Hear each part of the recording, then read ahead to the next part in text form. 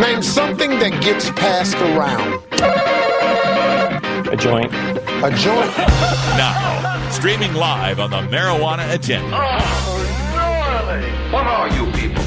On dope? It's time for Toker Talk Radio. Hey, this is great, man. The voice of the Marijuana Nation. Marijuana is listed as a Schedule 1 drug. That is absurd. Call in now at 650-LEGAL-MJ. That's 650-534-2565. What's to keep somebody from getting all potted up on weed and then getting behind the wheel? Hey, man.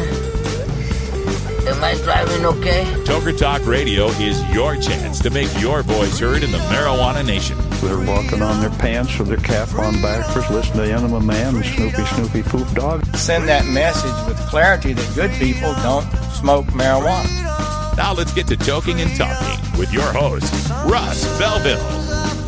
Welcome back, everyone. Continuing off this rant on the snortable chocolate. I don't know if you've heard of this Coco Loco. It's not the first product I've heard of. Like I said last hour, I've actually used this stuff. I actually snorted some of this chocolate. And it's pleasant. I mean, it's like, you know, I put it in the same class of drugs as like whippets, like nitrous oxide. It's this kind of thing. Oh, hey, that's neat. And then boom, that's it. Right? There's no long term. There's no, man. So there's nothing like that, right? There's the taste of chocolate in the back of your throat, right? Because you're snorting a cocoa powder. There's a little caffeine hit, little tiny boost of energy, but nothing even like a full cup of coffee is more of a caffeine hit, man. So this is just a novelty, really. It's just a little novelty. The U.S. News and World Report, where I got the report from, spoke to Dr. Andrew Lane. He's a director of rhinology and sinus surgery at Johns Hopkins School of Medicine. He told him last month, quote, "I'm not aware of any studies showing harm from inhaling any of these ingredients in Coco Loco, nor any scientific evidence that there is a benefit." So nobody knows anything about this stuff yet. But we do know that the ingredients in this stuff are completely legal. Cacao powder, hell, you can go down to a Whole Foods or a nice organic store and get yourself 10 pounds of the cacao powder if you want to. It's sold all over the place, perfectly legal. Caffeine's legal, guarana's legal, taurine's legal, B vitamins are legal, amino acids are legal. Everything's legal in this product. If you mix this up as a beverage, if this were a chocolate Yoo-hoo energy drink, a chocolate energy drink, with the exact same damn ingredients, nobody'd say a word. It's simply because it's snorted. That's what they don't like. And this is a problem in our drug policy where people have these false notions, these stereotypes, bad junk science when it comes to the methods by which people use drugs, right? What's happening here in marijuana is, we can't have you smoking it. No, we'll pass a medical marijuana law, but you can't smoke it. My smoking's bad. It's awful. You can't smoke. That's terrible. Why? Why is smoking so terrible? We know why smoking tobacco is terrible, because it causes lung cancer and it causes emphysema and all that kind of stuff. But the evidence on cannabis that we have shows a protective effect against lung cancer. So why, again, do you want to stop the medical patients in Florida, let's say, from smoking the marijuana? Smoking's bad. It's just disgusting. It's a disgusting habit. It's stinky and it makes us smoke and it's awful. Culture war, folks. It's just culture war. There's no scientific reason to say people shouldn't smoke medical cannabis. In fact, there's a lot of scientific reasons to say they should. If that's the best option for them, if they need immediate self-titrated action, quick acting effect, smoking's far preferable to an edible. They need immediate effect. Same goes for this Coco Loco. It's a snorted substance. Oh my God, if it's snorted, it must be bad. Snorting is inherently bad. And then, of course, we get the people that freak out over IV drug use, injection drug use. Oh, they're using needles. It's inherently bad. It's awful. That's a line I'd never cross. It's terrible. The people who use needles, it's awful. Well, no. The route of ingestion, the person who's addicted to heroin by smoking it or snorting it or injecting it are on the same level, folks. They're on the same physiological, moral, cultural level. The route of administration, the only problem with the injection of it is the dirty needles. You got the dirty needles. That's the problem, is not getting an infection or getting some sort of disease. The overdose problem that you get comes from the prohibition, not the drugs. It's the prohibition that causes the overdose problems. It's the prohibition. Nobody goes into using heroin thinking, you know what, I sure hope I get enough heroin this time to kill me. Okay, maybe some people commit suicide with heroin, but generally speaking, people want to get high and live. That's most drug users. We want to get high and then continue living. So if we had regulated drugs, if we had pure drugs, if we knew what we were getting, there are people that have used heroin for decades who have a good, solid, pure, reliable source who can monitor and maintain their dosage to a level that doesn't kill them. It happens all the time. But people like this DEA agent we played in the last hour, they make moral judgment based on this. This is about morality. This is about what they believe is the right thing to do, what we ought to do. And you heard that DEA agent say that freedom is, freedom's one thing, but we have to self-police ourselves. We have to do what we ought to do. We have to do what is right to do. As determined by you. You're listening to the Marijuana Agenda with Russ Belville.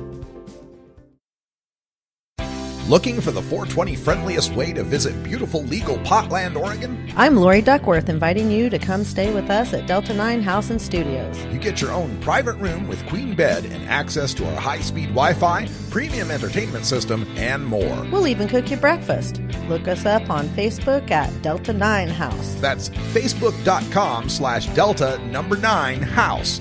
Delta 9 House is booked through Airbnb.com. City of Portland permit number 17-159855. This November, whether you see the words medical marijuana on your ballot or not, the issue is there. From the halls of Congress to your state capitol or city hall, politicians are already making decisions on medical marijuana policy on your behalf. This election, make sure they are representing you. Every vote is a vote for medical marijuana. Visit votemedicalmarijuana.org today. The Marijuana Agenda, like the conservative agenda, minus the hypocrisy.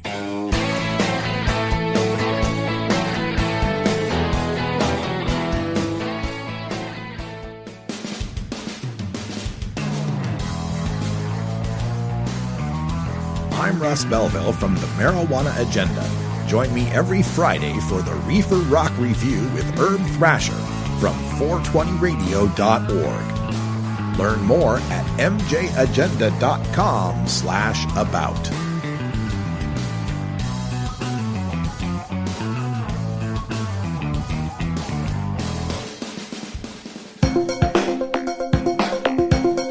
Promoting the end of adult cannabis prohibition is easy because we have facts, science, reason, compassion, evidence, truth, and logic on our side. It's even easier when researchers catalog it all for us. Learn how to gather the facts on marijuana use, arrests, seizures, rehabs, drug tests, and more on this edition of Drug War Data Mining. Well, since we had a double long Reefer Madness debunked in the first hour of the show, for our Drug War Data Mining segment, we are going to get into in the second hour. So we have a great piece from Paul Armentano, the deputy director up at Normal, reporting on 3 studies that are busting common marijuana myths. And as usual, when we get the reports about the dangers of marijuana, well, they get posted by every news media out there. But when it comes to these reports that correct or bust those myths, not quite as much coverage, shall we say. So here we are to provide that coverage. First of all, one of the claims that have been made by our opponents over the years is that the legalization of marijuana, particularly marijuana sales at marijuana dispensaries, are magnets to crime. crime magnets. It'll cause crime to go up. Well, the new study published in the Journal of Urban Economics reports that dispensary operations deter neighborhood crime. The researchers at the University of Southern California assessed the impact of dispensary closures on crime rates in the city of Los Angeles. Investigators identified an immediate increase in criminal activity, particularly property crime, larceny, and auto break-ins in the areas where dispensary operations were forced to close, as compared to crime rates in those neighborhoods where marijuana retailers remained open for business. The researchers concluded open dispensaries provide over $30,000 per year in social benefit in terms of larcenies prevented. There was a similar study in the Journal of Studies on Alcohol and Drugs. In Sacramento, they concluded, quote, there were no observed cross-sectional associations between the density of medical marijuana dispensaries and either violent or property crime rates in this study. These results suggest that the density of medical marijuana dispensaries may not be associated with crime rates, or that other factors, such as measures dispensaries take to reduce crime, doormen, video cameras, etc., may increase guardianship such that it deters possible motivated offenders. Well, first of all, I think any neighborhood where a well-regulated business, successful, thriving business is forced to close is one that's likely going to experience more crime after it has closed. I mean, I think if you took a look at, say, convenience stores, and you compared places where convenience stores closed down versus places where the convenience stores stayed open, I think the places where they closed would have more crime as well. Again, I think it's more the existence of the business there and, the cameras and the security and the traffic of people coming in and out that reduces the crime. Can we necessarily say that it's the sale of marijuana itself that's reducing the crime? No. But I do believe that the allowing, fostering more businesses in a neighborhood, fostering more economic activity and jobs, that helps to reduce the crime. And so in that way, it's not so much that dispensaries reduce crime or that the lack of dispensaries increases crime. It's that there's economic activity, and that's what reduces crime. That's what prevents crime. Now, there's another study he wanted to point out. Legal pot is not associated with increased traffic fatalities. We've covered this many times. Investigators from the University of Texas, Austin recently evaluated crash fatality rates in Colorado and Washington pre and post legalization. They compared these rates to those of 8 control states that had not enacted any significant changes in their marijuana laws. They published in the American Journal of Public Health the following, quote, we found no significant association between recreational marijuana legalization in Washington and Colorado and in subsequent changes in motor vehicle fatality rates in the first 3 years after recreational marijuana legalization, end quote. Also, no association between adult use marijuana legalization laws and non-fatal crashes. This also contradicts that insurance study that came out recently where they compared the legalized states, Oregon, Washington, and Colorado, to their western counterparts, states like Wyoming and Idaho and Utah and Montana, and said, oh my God, the legal states had so many more wrecks. Well, yeah, the legal states have Portland and Seattle and Denver. What do you got in Idaho and Wyoming and Montana that anyone's going to wreck into, right? So this debunks that as well, because they had claimed, well, there was more crash claims for insurance, right? Well, yeah, compared to Idaho or Wyoming, sure. And there was a study back in 2016 that showed the enactment of medical marijuana laws was associated with a reduction in traffic fatalities compared to other states, particularly in that 25 to 44-year-old demographic. And total traffic fatalities have been falling for 2 decades. Since 1996, which, again, was when the whole medical marijuana thing started in California. Since 1996, we've seen 37,500 fatal car crashes fall below 30,000 in 2014. We're finally below 30,000 crashes a year. This argument that marijuana legalization, and we've heard it in Vermont, they're worried about it in Delaware, New Jersey. Oh my God, if we legalize marijuana, there'll be mayhem on the freeways. How will we ever control the roads? Oh my God, people will be smoking dope. We've been smoking it. We've been smoking it for years. Been smoking it for decades now. If there was going to be massive wrecks from weed, wouldn't we have seen it after Woodstock?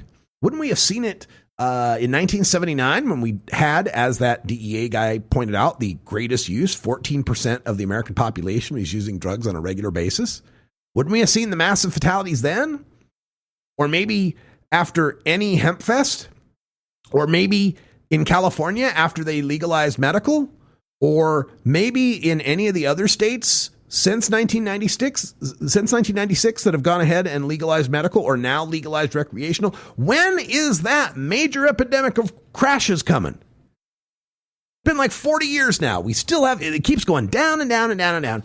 Still hasn't happened. Still waiting for that massive epidemic, the stone mayhem on the freeways. And finally, the third study that Paul Armentano writes about in Alternate, there's been no rise in problematic pot use post-legalization. This is what they call cannabis use disorder, right? Columbia University researchers writing last month in the journal Addiction reported, quote, no associated increase in the prevalence of cannabis use disorder, end quote, among either adolescents or adults in the years following the enactment of medical cannabis laws. They also reported, quote, no significant change in the prevalence of past month marijuana use among adolescents or young adults, 18 to 25, following legalization, which is consistent with numerous prior studies. In fact, separate studies have reported that fewer younger people overall are using marijuana today than a decade ago, and a significant drop in the recent percentage of adolescents who say they consume pot habitually. Past year, this is according to the Journal of the American Academy of Child and Adolescent Psychiatry, quote, past year prevalence of marijuana use disorders among U.S. adolescents declined by an estimated 24% over the 2002 to 2013 period. Similarly, in March 2016, in Journal of American Medical Association Psychiatry, reported a net decrease in the prevalence of marijuana-related disorders since 2002. Commenting on the study's findings, the lead author concluded, quote, our survey didn't notice any increase in marijuana-related problems. Certainly, some people are having problems, so we should remain vigilant, but the sky is not falling, end quote. These studies are confirming what we have known for years and years and years. And the people are coming around to this. And it's not, as Jeff Stamm said last hour, because the public is ignorant, because the public is being bullied, because we're calling them racist if they support the drug war. How little the DEA seems to think of the American public. Oh, you're all just idiots because you don't see it our way. You're all stupid. You're all ignorant. You're falling for the superstars like Brad Pitt and Sir Richard Branson. You're sleepwalking. You're not engaged enough on the issue. Boy, if you just came out in the streets like with us and saw the worst of the worst, then you'd know for sure. You'd know that the right thing to do is to punish people that use weed. How little they think of us. They really don't put much stock into the American people. And the funny part of that to me, as I mentioned, is knowing that how frustrating it must be for these guys. Knowing that, like, we're the government, we're the DEA, we're the good guys. We have the badges. We're the ones with the National Institute of Drug Abuse on our side. We've got the scientists and the medical community and all the good people. All the good people that you should respect think this pot smoking is a dirty, bad thing you should stop. Why won't you listen to us? How sad is that for their side? How they must grind their teeth at night, gnashing them over the thought that more people agree with pothead Russ than with them. They've spent all this time in law enforcement. They've busted all these people. They've gone to all these seminars. They've collected all this data. And yet even with their badges and their guns and their official government titles, 61% of the population agrees with me. Radical Russ, sitting here in his house on his laptop, has more in common with the general public. Is silent breed is people! That's just amazing to me, folks. I'm thrilled, actually. Hey, when we come back, I've got some great news about next Monday. If you're up really late, you'll get a chance to listen to me for 4 hours. I'll tell you all about that when we come back from break. We're hitting the mainstream, well, kind of the mainstream media. It's not that mainstream.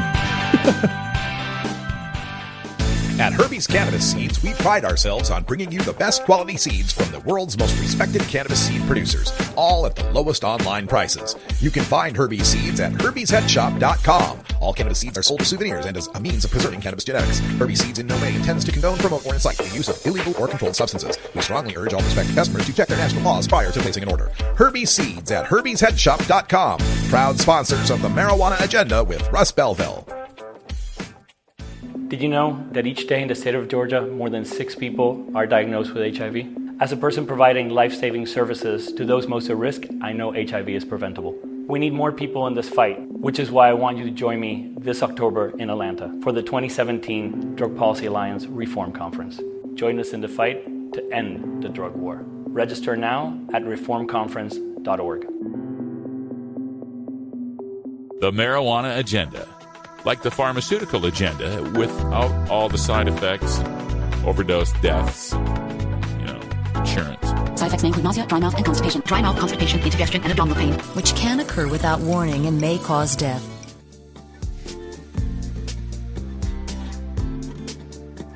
I'm Russ Belville from the Marijuana Agenda. Join me for A Sensible Future from Students for Sensible Drug Policy every other Tuesday here on the Marijuana Agenda. Learn more at mjagenda.com/about.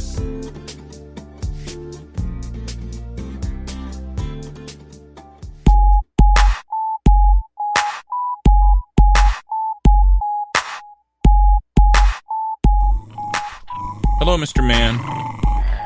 Hi. I'm working. I'm sorry. No food till this is done. It's time for Toker Talk Radio, the voice of the marijuana nation. Call in now at 650-LEGAL-MJ. All right, welcome back, everyone. Hope you had a great safety break on this 7/10 holiday. It's Dab Day, but I'm not dabbing. Not yet. You know I can't do this show on dabs. Hey, I wanted to pass on to you some great news that I got this morning. An invitation. Yes, I got an invitation to be on the radio. Now, I've done some radio interviews in my time, right? I actually had an XM satellite radio show of my own. But I mean, being interviewed. I'm going to be interviewed on the radio. And that's happened before, too. I've been on, I've been on the Norman Goldman show. I've been on the Bill Press show. I've been on Jefferson Smith's show here in Portland. So I've been on a few radio talk shows in the past. But this one, folks, oh my, this one's special. First of all, it's on late.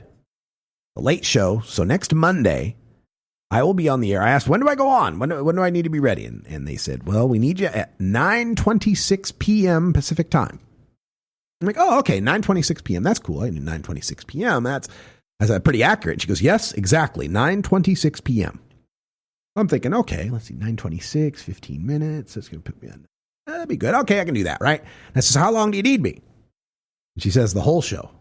I go, oh, the whole show. Oh. So now I'm going to be here, what, an hour? 2 hours? No, folks. 9:26 to 1 a.m. next Monday, I am going to be a guest on the radio, on a radio show. Now, here's where it gets really freaking cool. I'm just bouncing in my chair thinking of this, man.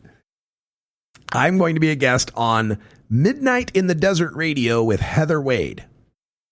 I'm going to watch the chat room and see if anybody knows who that is. Midnight in the Desert Radio with Heather Wade. Now, I didn't know who that was. I got the call. I got the PR request that they wanted me to be on Midnight in the Desert Radio with Heather Wade. I'm like, okay, sure. I don't know who that is. But then in the PR piece, I look down a little farther and I find that Midnight in the Desert Radio with Heather Wade is the successor show to Coast with Art Bell. You know what that was? Coast to Coast AM with Art Bell, like the midnight to 4 a.m. Eastern show. It was like the most popular syndicated AM radio show. He'd talk about UFOs and ghosts and conspiracy theories and that kind of stuff. Art Bell. Yeah. There's somebody in the chat room. Swindle Visuals. Heather Wade. Like, yes. Yes, I'm going to be on that show next week. The entire show, Monday night. So I don't know where you can tune into the show, but please do. Love to hear you. Love to have you calling in. So love to have you.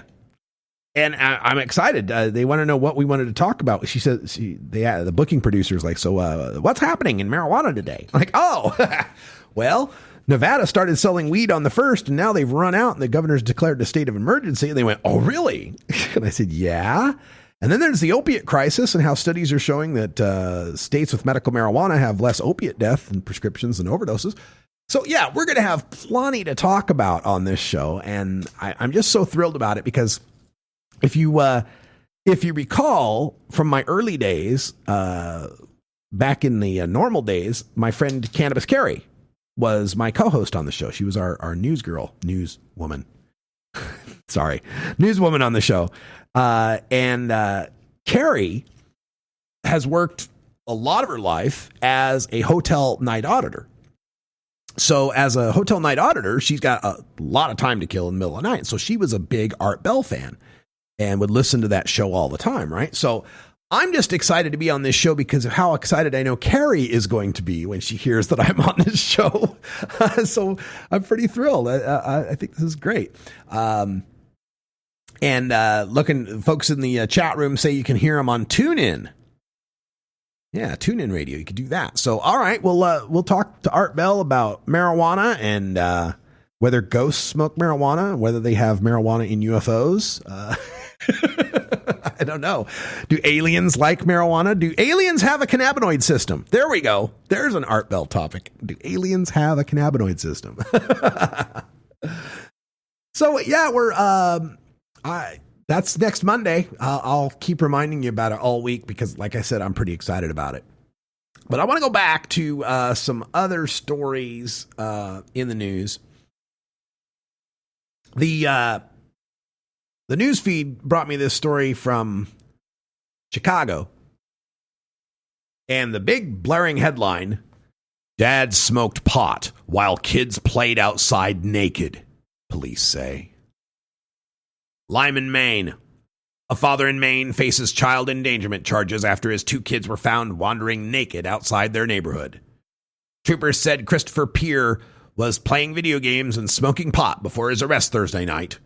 His daughters, aged 2 and 3, apparently climbed out a window from his mobile home. Investigators said Peer had no idea that the girls were missing for more than 90 minutes. Both children are okay and were later placed in the custody of other relatives. Peer was charged with the same crime 5 years ago after an incident involving another child. Okay. And what I don't like about this story is this guy, this Christopher guy, seems to me just to be irresponsible. Just an irresponsible guy. He's just not paying attention. He's not babysitting with due diligence, right? But the way the media wants to frame this is, oh, here we go. See, pot, legal pot. We're in Maine. Pot's legal there. See what happens? People start smoking pot, and next thing you know, the kids are wandering around naked in the neighborhood. No, this guy's just a lousy parent. He's a lousy caretaker. That's all. The pot is incidental to this. And why do I bring it up is because if this guy had been playing video games and drinking beer, would they have brought that up? Dad drank beer while kids played outside naked. Right? Notice the dad was smoking pot and playing video games, but the headline's not, Dad played video games while kids played outside naked. It was the pot they chose to focus on. Now, I know why they do it, especially online. It's clickbait. Dad drank beer while kids played outside isn't going to get someone to click on the article. Something with pot in it, though, is going to get someone to click on the article. So let's be clear, when these kind of stories happen, because some people, their first defense of this would be to rush out and say, oh, you're just demonizing this guy because he's a pot smoker. No, this guy deserves to be demonized. He deserves to be held to account for being an irresponsible caretaker of small children. Absolutely. What we need to be careful and clear about as these kind of stories pop up through the implementation of legalization is to separate the act from the weed. The weed isn't causing this guy to be irresponsible. This irresponsible guy happens to smoke weed. Weed is not a magical drug that suddenly makes you irresponsible. That's the stereotype, and that's what people want to believe, and that's what stories like this do to reinforce that. And so it's up to us to push back on that and say, no, this guy's just an irresponsible guy. And we need to be clear that we condemn what this guy did. Can't have kids, not being cared for, running around naked in the neighborhood. Can't have that. And in the same breath, point out that it's not the weed that made that happen. This guy's just irresponsible. Another interesting story out there, out of Texas, where a mixed martial arts fighter, Curtis Blades, is bickering with the Texas Athletic Commission. And the reason why is because he's a new UFC fighter in the heavyweight division. And there's not a lot of good quality mixed martial arts heavyweights out there. MMA is all about them fast, 150 pound, 160 pound guys, right? Maybe you get some up in the light heavies that are pretty amazing, but heavyweight, they don't really look to very much. So this guy's 26. He's a new fighter. He's already had 2 victories over a 4-month span. But one of those victories was taken away from him by the Texas Department of Licensing and Regulation, because they ruled that, along with 2 other fighters in the event, Nico Price and Abel Trujillo, they ruled that they tested positive for marijuana in competition at the event. They were fined $1,000 each, and their wins were turned into no contests. Now, here's the thing that's problematic here. Mixed martial arts and most boxing and the Olympics, but certainly mixed martial arts, and in this case, the UFC, run through the U.S. Anti-Doping Agency for their anti-doping regulations. And by anti-doping, we're not just talking weed. We're talking, performance-enhancing things. Human growth hormones, steroids, that kind of stuff. So the problematic thing here is that the U.S. ADA, the Anti-Doping Agency, in accordance with the World Anti-Doping Agency, which also changed its standards, these anti-doping agencies that handle amateur and professional sports throughout the world recently increased their testing threshold. Used to be 15 nanograms of metabolite in your urine, and we're going to disqualify you, fine you, and take away your win. Well, as we know, 15 nanograms of metabolite in your urine is something that can stick around for a whole long time. And so it's not indicative of anyone being in contest, in competition, and using weed. Maybe weeks ago, before competition. And so USADA and WADA, the World Anti-Doping Agencies, they raised their limit by a factor of 10. They raised it from 15 nanograms to 150 nanograms. And when they did it, they said, we're doing it specifically because we just want to catch the guys that are smoking weed during the event or close to the event. We don't want to catch people off hours in their non-training lives. So according to the USADA standard, the standard that UFC uses, Curtis Blades didn't fail his test. Curtis Blades came in under 150 nanograms.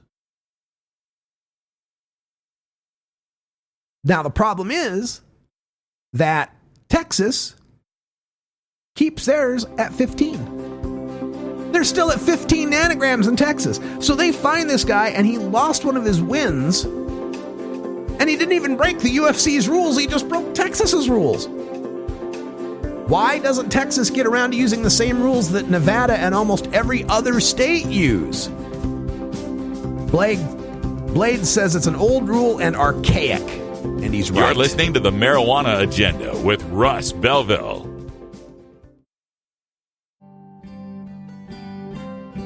Hi, I'm Russ Belville from the Marijuana Agenda. Putting together the most comprehensive live weekday marijuana news talk program is a full-time job. Now you can do your part to ensure that listener-supported independent cannabis radio journalism can continue by becoming a patron of the Marijuana Agenda. Just log on to mjagenda.com and click the Become a Patron button. If you're an organization or business looking to promote your brand, we have sponsorship patronage available at mjagenda.com. Sponsorship includes 15 and 30-second ad breaks and 6-minute interviews on the podcast, depending on sponsorship level, which begins at $19.99 a month. Thank you for your support, and remember, I cannot do it without you. Please become a patron today at mjagenda.com. Did you know that in Georgia, 1 in 13 adults is in jail or prison or on parole or probation? As a mother and as a professional, I advocate for access to drug treatment instead of incarceration. We need you to join us in this important fight. This October, we're coming to Atlanta for the 2017 Drug Policy Alliance Reform Conference. Come lend your voice to the fight. Register now at reformconference.org. You're not high. You're listening to the Marijuana Agenda with Russ Belville. I reject the idea that we're going to be better placed if we have more marijuana. Okay, maybe you're a little high.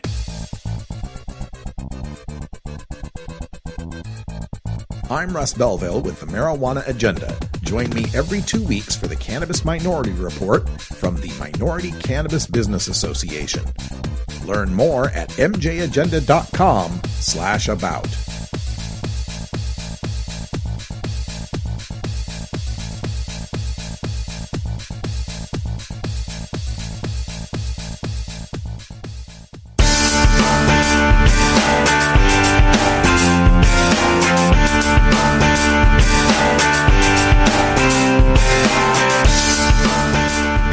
Tjena, jag heter David, p.k.a. Dirtball.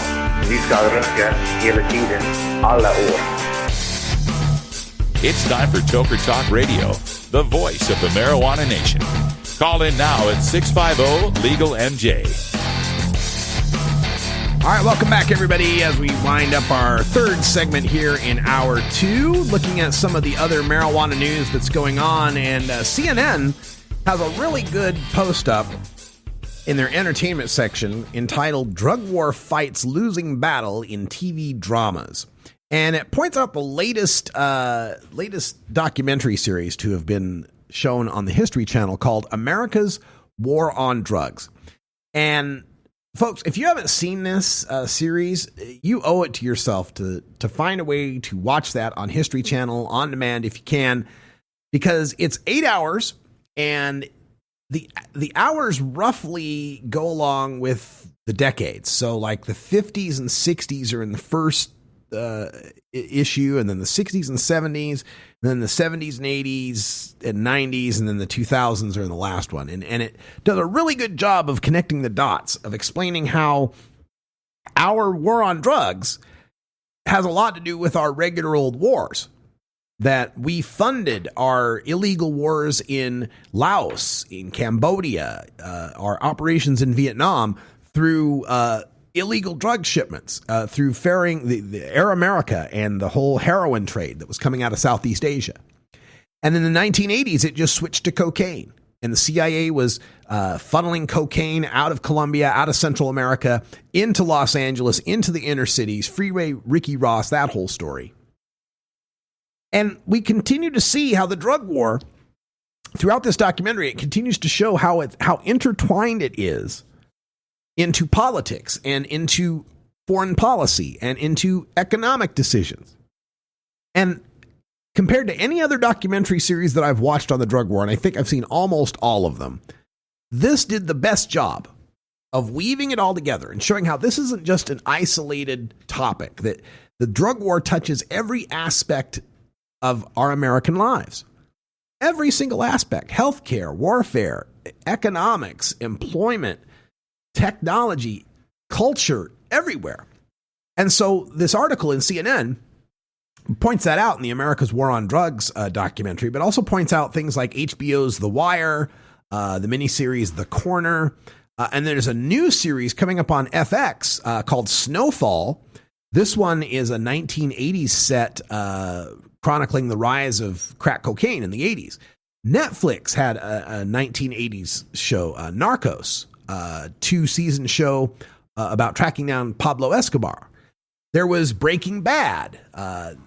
Lots of shows that are showing people that it's the prohibition aspect that and if not easily showing people that it's prohibition that's a problem, at least showing them that what we're doing isn't working, that the war on drugs is a failure.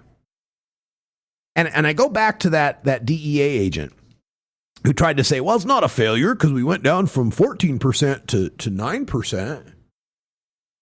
That's not how you measure whether or not your drug policy is working. See, these people, these prohibitionists, their whole way of thinking is that the goal is to eradicate people using drugs, is to stop it.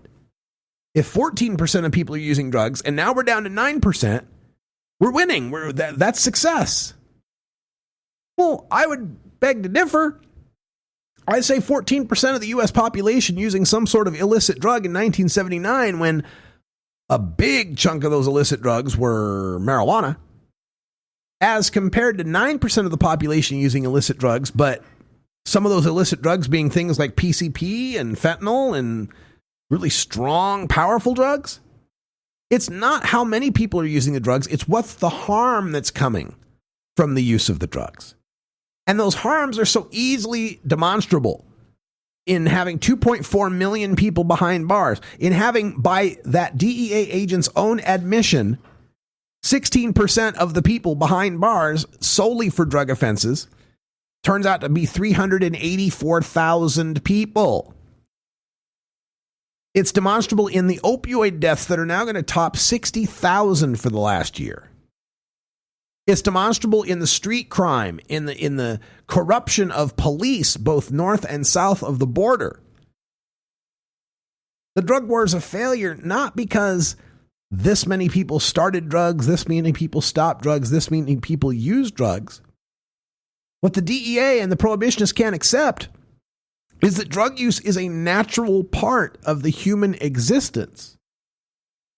There will always be people who want to alter their perception and consciousness through the ingestion of substances. Just like there'll always be people who like to go shoot and kill animals because it gives them a thrill. There will always be people who like to get in a ring and beat the hell out of one another. There will always be people who like to skydive. There will always be people who like to deep sea dive. There will be always people that want to get a kick. And we don't judge these other kicks by how many people are doing them or not doing them. We're succeeding in the fight against people dying from skydiving because 1/3 fewer people are skydiving now. That's the same logic. That would be their logic. Well, if we get fewer people to skydive, certainly fewer people will die from skydiving. Well, if all other things remain the same, sure. But that presumes that skydiving in and of itself is something people shouldn't do. No, skydiving's fine. Go skydiving. But we want to know that you're in a plane that's been certified as being safe to fly. We want to know there's a guy flying the plane who's qualified to do so. We want to know that your parachute has been manufactured to certain safety specifications so we can have a relatively good guarantee that it will work when it's deployed. In other words, we're fine with you skydiving. We just want to make sure it's safe and regulated, or at least as safe as can be expected. And we think this way with so many things that people get a kick out of. We think this way with bungee jumping. You want to strap a rubber band to your legs and jump off a bridge? Great. Here's some regulations and some safety guidelines to make that happen in a way that will cause the least harm to you and to the rest of society. So how come we can figure this out for skydiving and bungee jumping and boxing and lots of things that do cause harm, but we can't figure it out with drugs? We've got this moral roadblock when it comes to drugs. We can't think of people consuming people ingesting molecules as a legitimate way to get a thrill. Now, why is that? Well, because drugs mess with your brain. Drugs mess with your brain. They put all these chemicals in your brain. They reprogram your brain. That's such bullshit, folks, because skydiving puts chemicals into your brain. Adrenaline, oxytocin, dopamine, all sorts of different chemicals flow around your brain. The people that are doing things for kicks are doing them to make chemicals flow around in their brain. So the only difference, the only thing these people can point to is whether or not those chemicals are endogenous or exogenous, whether they come from within or they come from without. And they've made a moral judgment that doing activities that cause your body to internally manufacture feel-good chemicals is okay. But doing things to take external chemicals into your body that make you feel good is not okay. Well, why is that? We know people can get all sorts of dysfunctional dependencies on activities that cause only the endogenous chemicals in their brain to react. We get people that get porn addictions. We get people that get gambling addictions. Those aren't introducing any foreign substances into the brain. They're causing the human body to manufacture those substances, oxytocin, dopamine, these kind of things, in response to the win at the gambling table or the thrill of the porn or the orgasm that occurs from it. But we don't say that we need to eliminate all gambling and all porn. No. So again, why do we have this strange moral decision that external chemicals being introduced, external molecules being introduced into the human body for the purposes of altering perception and causing pleasure? Why is that immoral? Why is that bad? Why is that something that we don't apply the skydiving template to and say, hey, you folks that like to ingest these molecules, that's fine. But we're going to set up some regulations to make sure those molecules are safe or as safe as they can be. They're a guaranteed consistency. You know what you're getting, and that we have places for you to do this. Like, we don't let people just skydive everywhere, right? You can't just get in a plane and just skydive anywhere. There's places you can do that. There's flight plans you got to put together. There's certain areas where it's allowed. There's certain no-fly zones. We could do the same with drugs based on their level of relative harm and danger to the society. Sure. I would legalize all drugs. You want to do some PCP? Great. Let's figure out what's the safe manner for you to enjoy some PCP. Or heroin, or meth, or cocaine, or LSD, or mushrooms, or ecstasy, or any of those alphabet soup acronym drugs out there. Again, in a free society, people should be allowed to do as much. Everything should be legal until we find a damn good reason why it shouldn't be. And nobody has shown me a damn good reason why we need to stop an individual from doing to their body and brain what they choose to do with it. That DEA guy got all into being self-policing. We need to self-police ourselves. We need to have stigma against people that do the wrong things.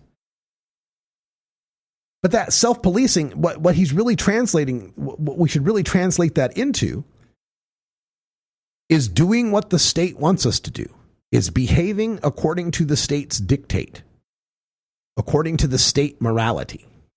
That's what that really comes down to. Because the issue of drug use isn't about a cancer that's an insidious rot on society.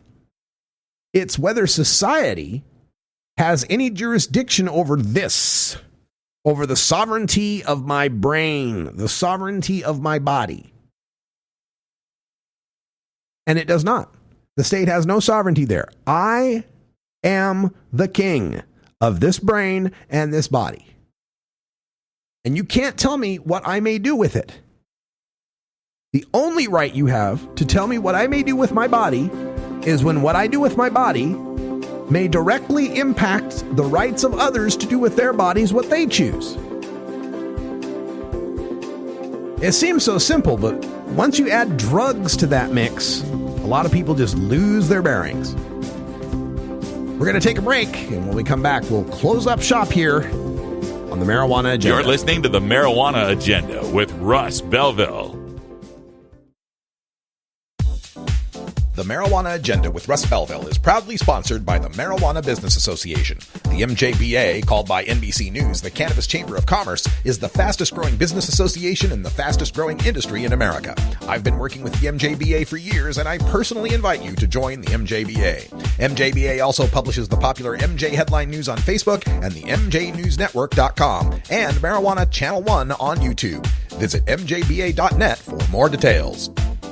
Did you know that in the U.S., black women have the highest HIV infection rates of all women? As a public health professional, I know we can do better. Every day, I work to close the gap in health inequities, but I'm just one person. We need you to join us in this important fight. This October, we're coming to Atlanta for the 2017 Drug Policy Alliance Reform Conference. Join us in the fight to end the drug war. Register now at reformconference.org.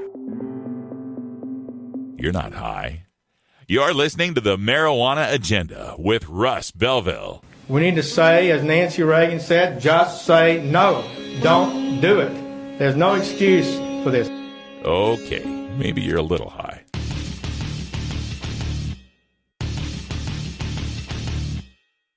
I'm Russ Belville from the Marijuana Agenda. Join me every 4 weeks for Shark Sessions from The Marijuana Show. Learn more at mjagenda.com/about.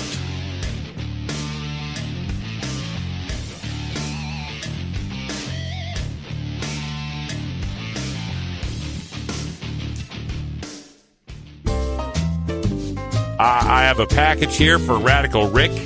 Is there a Radical Rick here? How about a Rick Russ? Any Rick Russ? Somebody named Freddie Barack has sent him a package. Anybody? What is that? Sounds like a skunk. It's time for Toker Talk Radio, the voice of the marijuana nation. Call in now at 650-LEGAL-MJ. All right, welcome back, everybody. As we close up shop today, I just got the tweet from Cannabis Carrie, who says she's pretty fucking proud of me being on the Midnight in the Desert Radio, the former Art Bell show. And big thanks to Jackie in our chat room, who's pulled up the tune-in links, all the different links you can use to listen live. That'll be 9 p.m. to 1 Pacific time next Monday, or midnight to 4 a.m. technically next Tuesday Eastern time. You know how the time zone thing works. But yeah, I'm excited to be on the show and to reach out to a huge, huge audience. It's like in the millions. So looking forward to that. Let's go to our phone lines now, where we got a call coming in on our 650-LEGAL-MJ line. Go ahead. You're on the air. Let's try that again. Go ahead. You're on the air. Hi, Russ and listeners of the Marijuana Agenda. We currently have 2,807 signatures. I would appreciate it very much if you would support my petition. I was listening to the radical rant that you had on the show today, and that's why I do what I do, because that guy obviously doesn't look at the research. Let's all band together, please, and get the research done. Thank you very much, Radical Russ, for all that you do. It means a lot. All right. Hey, Creed, thanks for calling in. How are you? I'm doing great, man. Thanks for calling in and continued good luck with your petition. Thanks for listening to the show. I have some news for you. If you would call me, I have some news that's really big for me. So I would appreciate it if you called me so we can talk about it. Let's do that. Send me an email to radicalruss@gmail.com, and we'll work out a time and a way we can get that info out. All right. Thank you, Creed. Appreciate you calling in. Good luck on the work. Creed Leffler working for medical marijuana. He's a great activist out there. And check him out. Creed, Creed, last name Leffler. He's got a petition up there for reschedule of cannabis. All right, so to wind things up for the day, I did want to make go off the warpath for just a second because I'm a political junkie, and watching the news shows this Sunday was a thrill because Trump Jr. It's a confederacy of dunces. These people, I can't tell if they're just so arrogant they think no one's going to prosecute them, or if they're so stupid they don't realize what they're saying. And yesterday's got to fit into the latter because Donald Trump Jr., the report comes out. The report comes out that Trump Jr. was summoned to Trump Tower and asked Jared Kushner and Paul Manafort to come with him to meet with this female lawyer who is a lawyer for the Kremlin, for the Russian government, and was baited to go to this meeting because the Russian lawyer supposedly had information that would be harmful to Hillary Clinton in the 2016 campaign. The entire thing we've been screaming about these past 4 months, the collusion between the Trump campaign and Russia to try to take down Hillary in the election. He admits it. He comes right out and says, I was going to this meeting to meet with this lady who said she had some bad stuff on Hillary. And his defense is, but it turned out that was just a bait and switch. She was trying to get me to come to the meeting to talk about this adoption problem between Russia and America. And so he stayed then and listened for another 30 minutes to her over this adoption thing after he was fooled into going, can you believe that's the defense? Oh, yeah. She called me wanting to give me information on Hillary, and I went there expecting to get information on Hillary, but she never did give me information on Hillary, so it's no big deal. Man, try that kind of logic next time you get caught in an affair. Well, honey, yeah, I did buy the hotel room and meet the woman at the hotel room, and I did want to fuck her. But when I got there, she told me she just wanted to talk and be friends. So it's not like I cheated on you. That's the logic, man. And so, of course, they wheel Kellyanne Conway out there to try to confuse and muddy the waters. And, well, there's no there. There's nothing really happening. There's nobody ever actually did any. Man, the smoke has gotten so thick now that even if we could find the fire, it'd be hard to see. There's just so much smoke. What does this bode, though, for the future of the Trump administration, Jeff Sessions, and any attacks that might come against marijuana? We get rid of Trump, are we just left with Pence? And if we're stuck with Pence, does he go even more gung-ho against marijuana or the same, or does it change any? We're going to get into this. This week, we're going to have John Hudak on the show from the Brookings Institute. That'll be on our Friday show. We're going to talk all about the impact and ramifications of this Russia scandal and what's going on in the White House. Is that going to have any effect on our bills in Congress? Is it going to have an effect on Sessions' DEA not having the time or focus to be able to mess with us? We got some other great segments coming up this week, too. Sensible Future tomorrow, SSDP. We got Katie Stone joining us. She's fighting for environmental sustainability in the movement. Minority Cannabis Report on Wednesday, Police for Reform, and What About the Children on Thursday, and Morgan Frox from MPP on Friday. Follow MJ Agenda on Facebook, Pinterest, Instagram, YouTube, and follow MJ Agenda Show on Twitter. Learn more at mjagenda.com. For everyone here at Delta 9 Studios, I'm Radical Russ. Thanks for joining us, and until next time, take care of each other, Tokers. You take a seed, you plant it, you grow it, you dry it, you roll it, you smoke it. You take a seed, you plant it, you grow it, you dry it, you roll it, you smoke it, and it goes down to burn.